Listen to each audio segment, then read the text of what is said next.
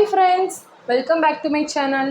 நம்ம இன்னைக்கு குக்கரில் கொஞ்சம் கூட குலையாமல் சிக்கன் தம் பிரியாணி எப்படி செய்கிறதுன்னு தான் பார்க்க போகிறோம்.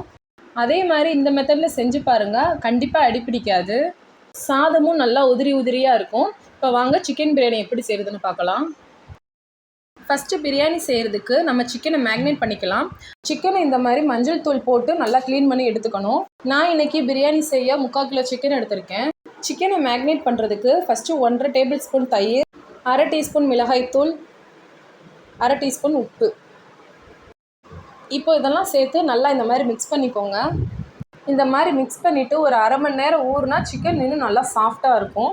இது ஒரு ஓரமாக இருக்கட்டும். நெக்ஸ்ட்டு நம்ம பிரியாணி செய்கிறதுக்கு பாஸ்மதி ரைஸ் ஊற வச்சுக்கலாம். 3/4 கிலோ சிக்கனுக்கு நான் 1/2 கிலோ பாஸ்மதி ரைஸ் எடுத்திருக்கேன். இப்போ இந்த அரிசியை 2 டைம் நல்லா வாஷ் பண்ணி எடுத்துக்கணும். வாஷ் பண்ணதுக்கப்புறம் இந்த அரிசி மூழ்கிற அளவுக்கு தண்ணி ஊற்றி இதை ஒரு 20 நிமிஷம் ஊற வச்சுருங்க. இந்த மாதிரி அரிசியை ஊற வைக்கும்போது பிரியாணி நல்லா சாஃப்டாகவும் இருக்கும், உதிரி உதிரியாகவும் இருக்கும். அதனால தான் ஊற வைக்கிறோம். பிரியாணி செய்கிறதுக்கு ஒரு பிரியாணி இலை, ஒரு நட்சத்திர சோம்பு, ஒரு பட்டை, கொஞ்சமாக கடற்பாசி, 2 ஏலக்காய், 3 முந்திரி, 3 கிராம்பு. பிரியாணி செய்கிறதுக்கு முன்னாடி இதை தனியாக எடுத்து வச்சுருங்க. ஃபஸ்ட்டு இந்த ரெசிபி செய்கிறதுக்கு ஒரு குக்கரில் 2 டேபிள் ஸ்பூன் எண்ணெய் சேர்த்துக்கணும். கூடவே 3 டீஸ்பூன் நெய் சேர்த்துக்கணும். நெய் சூடானதும் இது கூட 1 டீஸ்பூன் சோம்பு சேர்த்துக்கணும். நம்ம ஆல்ரெடி எடுத்து வச்சுருந்த கரம் மசாலாவை இது கூட சேர்த்துக்கலாம். சேர்த்துட்டு இதை ஓரளவுக்கு வதக்கிக்கோங்க.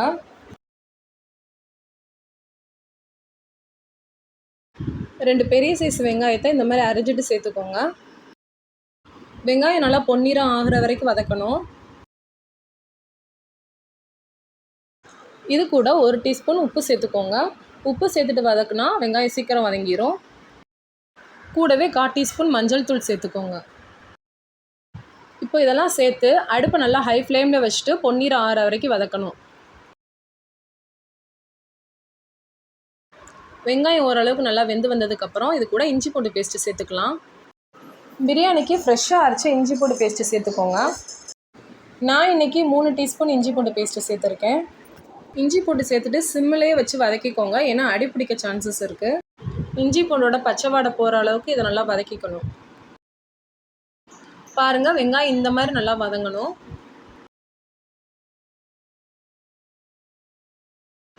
இப்போது ஒரு பச்சை மிளகாய் சேர்த்துக்கலாம். கூடவே 2 தக்காளியை இந்த மாதிரி நறுக்கிட்டு சேர்த்துக்கோங்க.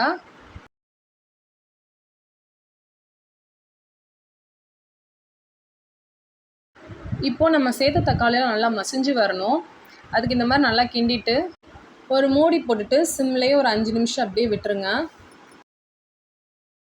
இப்போ 5 நிமிஷம் ஆயிடுச்சு.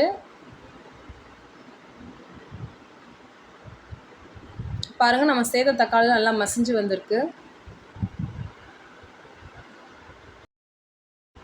இப்போது நம்ம ஆல்ரெடி மேக்னேட் பண்ணி வச்சுருந்த சிக்கனை சேர்த்துடலாம். இப்போது நம்ம சேர்த்த சிக்கனை எல்லாம் இந்த மாதிரி நல்லா கிண்டி விட்டுக்கணும். பிரியாணியில் எப்போவுமே பீசஸ் அதிகமாக இருக்கணும், ரைஸ் கம்மியாக இருக்கணும். அப்போ தான் டேஸ்ட் நல்லாயிருக்கும். இப்போ சிக்கன் ஒரு 50% வெந்து வரணும். ஸோ ஒரு மூடி போட்டு ஒரு 10 மினிட்ஸ் மீடியம் ஃப்ளேம்லேயே குக் பண்ணுங்கள். இப்போ 10 மினிட்ஸ் ஆயிடுச்சு. நம்ம சிக்கனில் இருக்கிற தண்ணி நல்லா பிரிஞ்சு வந்திருக்கு. சிக்கனும் ஓரளவு நல்லா வெந்திருக்கு.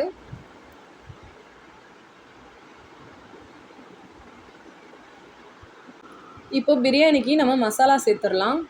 3 tablespoon biryani masala, 1 teaspoon garam masala.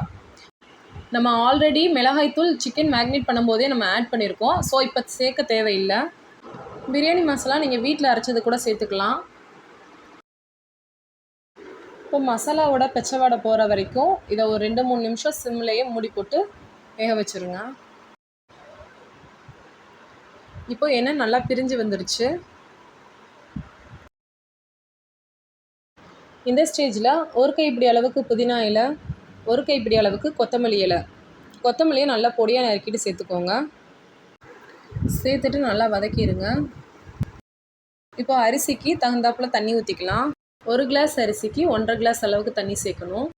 நான் 2 கிளாஸ் அளவுக்கு அரிசி எடுத்திருந்தேன், அதனால் 3 கிளாஸ் அளவுக்கு தண்ணி சேர்த்துருக்கேன்.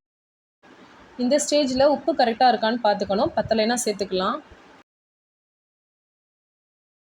இந்த மாதிரி தண்ணி நல்லா கொதித்து வரும்போது நம்ம ஊற வச்ச அரிசியை சேர்த்துக்கணும். அரிசியை இந்த மாதிரி தண்ணியோட 1 டைம் கிண்டி விட்டுட்டு மூடி போட்டுட்டு ஹை ஃப்ளேமில் ஒரு 5 நிமிஷம் அப்படியே வச்சிடணும். இப்போ 5 நிமிஷம் ஆச்சு. அரிசி வந்து ஒரு 50% வெந்திருக்கும்.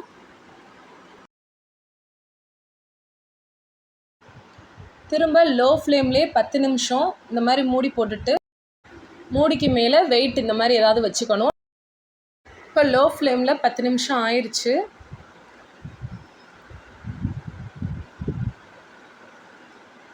அரிசி வந்து ஒரு 70% இந்த மாதிரி வெந்துருச்சு.